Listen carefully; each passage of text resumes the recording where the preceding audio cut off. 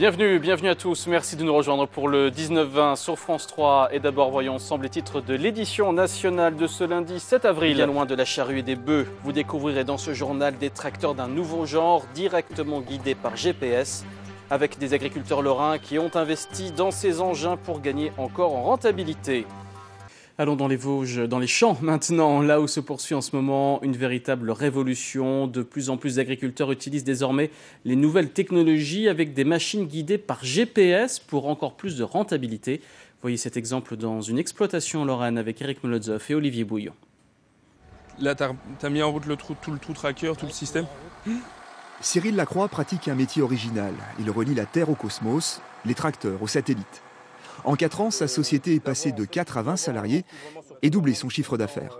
Lors du paramétrage, lors de l'installation, on va travailler sur une demande de l'agriculteur dans cette démarche, qui est dans un premier temps une demande de pouvoir travailler dans ces parcelles pour tout ce qui va être traitement, pour tout ce qui va être engrais dans ces pâtures, mais également on va évoluer dans des demandes d'autoguidage, donc de plus en plus importantes, pour pouvoir semer et avoir une répétabilité et une précision qui soit optimum pour utiliser la largeur de ces outils, qui est de plus en plus croissante de nos jours.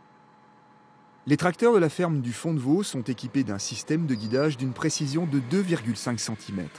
Pour un GPS de voiture, c'est de l'ordre de 15 à 20 mètres. En autoguidage total, l'engin sème, bine, traite tout seul avec juste ce qu'il faut de semences ou de produits. Un investissement de 20 000 € par engin, amorti en 3 ans. Notre principe, il a été le suivant, qui sème juste, traite juste.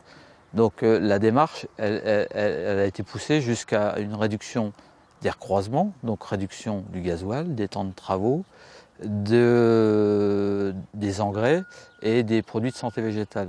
Donc tout ça a été une démarche économique. Vas-y, roule. Les paramètres, tu vas la retrouver, bien la nommer donc en fonction de ce que tu as fait, donc dans la parcelle avec le nom exact.